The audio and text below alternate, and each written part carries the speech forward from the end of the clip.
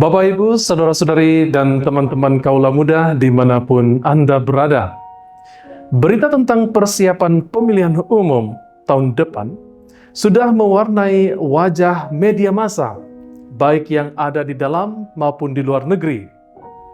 Berita-berita tentang calon presiden masa depan RI sudah bergema di mana-mana. Dan terkait dengan itu pula, beberapa di antara kita pun mungkin akan ikut serta untuk terjun dan berkiprah di bidang politik dan kepemimpinan di tengah masyarakat.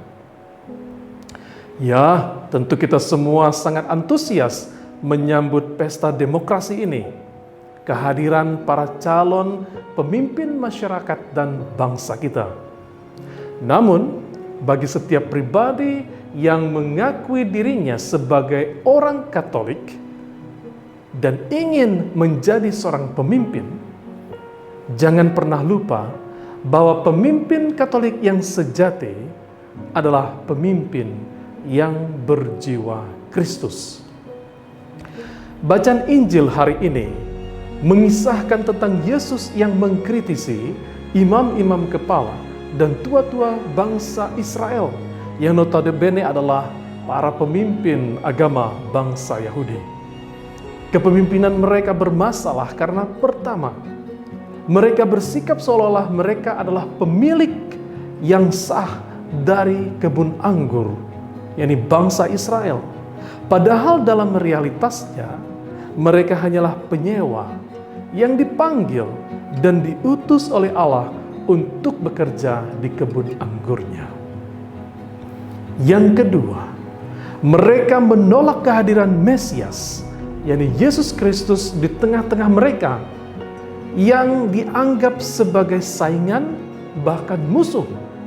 Sehingga dengan tindakan tersebut mereka kemudian menyalibkan Putra Allah yang Maha Tinggi. Dan yang ketiga, mereka mengajarkan banyak dalil hukum buatan tangan manusia, namun kesulitan dalam mempraktekkannya dalam hidup mereka sehari-hari.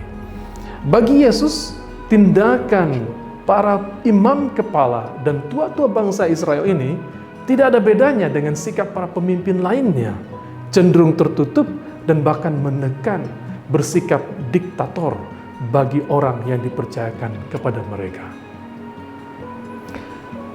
Kepemimpinan Kristus mengambil jalan lain, yakni via crucis atau jalan salib. Sistem kepemimpinan jenis ini memang bukan pilihan populer di antara para calon pemimpin, bahkan seringkali diabaikan.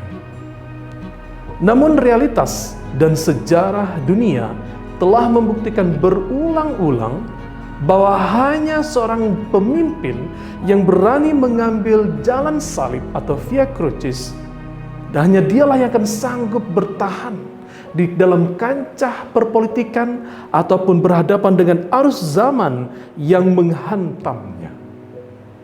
Mengapa? Memilih via crucis atau jalan salib berarti rela berkorban demi pelayanan bagi Tuhan dan bagi sesama. Tuhan Yesus Kristus tidak melihat bahwa kesetaraaannya dengan Allah Bapanya sebagai sesuatu yang harus dipertahankan atau menjadi milik pribadinya. Sebaliknya, Dia, Sang Putra Allah, memilih jalan pengosongan diri atau kenosis dengan menjadi pribadi lemah manusia seperti kita, berinkarnasi, dan bahkan pribadi yang harus menderita dan disalibkan. Jalan kerendahan hati inilah yang menjadi pilihan Tuhan sebagai pemimpin yang luar biasa, yang mengubah bukan hanya orang-orang yang ada di sekitarnya, tapi juga sampai saat ini mengubah sistem bagi banyak pemimpin dunia yang terinspirasi oleh kehadirannya lebih dari 2000 tahun yang lalu. Dia hadir di dalam dunia agar manusia bisa diselamatkan dari keterpurukan dosa. Sikap Tuhan inilah yang menjadi pedoman bagi para pemimpin yang percaya pada Kristus. Sikap Tuhan Yesus ini jelas bertolak belakang, Bapak, Ibu, saudara-saudari, dan teman-teman terkasih, dengan malaikat terang yang menganggap dirinya setara dengan Allah dan karenanya memberontak melawan Allah. Namun hasilnya, ia direndahkan dan dicampakkan ke bawah. Sejarah dunia telah menunjukkan bahwa para pemimpin diktator besar seperti Adolf Hitler atau Joseph Stalin atau Benito Mussolini, kepemimpinan mereka hebat pada zamannya, namun tidak mampu bertahan. Sehebat-hebatnya gerakan yang pernah mereka tempuh, toh akhirnya menghilang juga. Sementara itu, teladan kepemimpinan Via Crucis, jalan salib yang pernah ditunjukkan oleh Tuhan, tetap bertahan sampai saat ini dan selama-lamanya. Oleh sebab itu, pertanyaan besar bagi kita, khususnya Bapak, Ibu, saudara-saudari, dan teman-teman yang memilih untuk menjadi calon pemimpin masa depan adalah bagaimana sebenarnya karakter seorang pemimpin Katolik yang baik.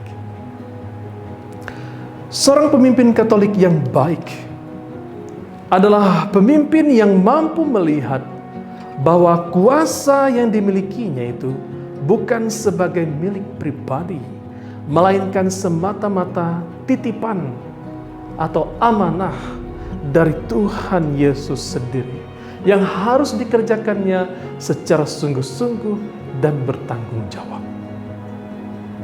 Ketimbang terlalu menyibukkan diri dengan mempertahankan posisi, apalagi sampai menyerang pihak-pihak lawan atau pihak-pihak lain yang ingin menjatuhkannya, seorang pemimpin Katolik yang baik lebih memilih untuk PK.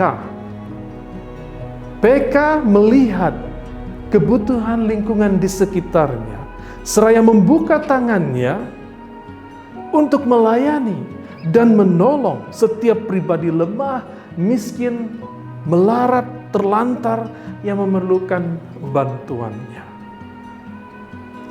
Dia hadir sebagai pribadi yang menghidupkan orang lain, bukan menekan orang lain, apalagi menjatuhkan atau membunuh orang lain.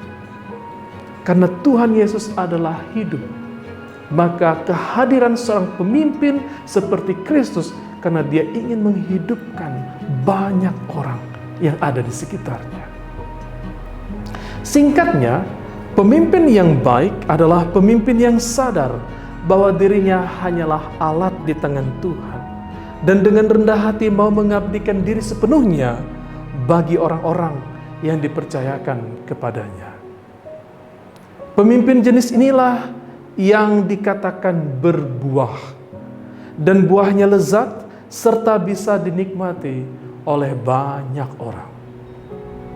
Oleh karena itu, jadilah seorang pemimpin yang berjiwa Kristus, yang siap memilih Via Crucis, jalan salib, demi melayani Tuhan dan sesama. Pekerja yang baik pada gilirannya akan menghasilkan buah-buah anggur yang baik. Karena apa? Karena seluruh tenaga, waktu, kesempatan, bahkan finansialnya didedikasikan untuk menanam benih anggur yang baik, memupuknya dengan pupuk terbaik, dan karenanya buah anggur yang dihasilkan pun menjadi buah anggur yang ranum dan lezat rasanya. Untuk menjadi pribadi yang seperti ini, Bapak, Ibu, saudara-saudari, dan teman-teman kaula muda, hanya ada dua caranya. Satu, mencintai Tuhan dengan sepenuh hati, menjalin relasi yang sungguh-sungguh mendalam dengan Tuhan. Yang kedua, melayani sesama dengan cinta total, seperti Tuhan sendiri telah hadir ke dalam dunia melayani kita dengan menyerahkan seluruh hidupnya secara total. Dua cara inilah yang akan menjadikan kita sebagai pemimpin masa depan yang sungguh-sungguh Katolik dan dapat dibanggakan oleh banyak orang. Tuhan memberkati kita. Amin.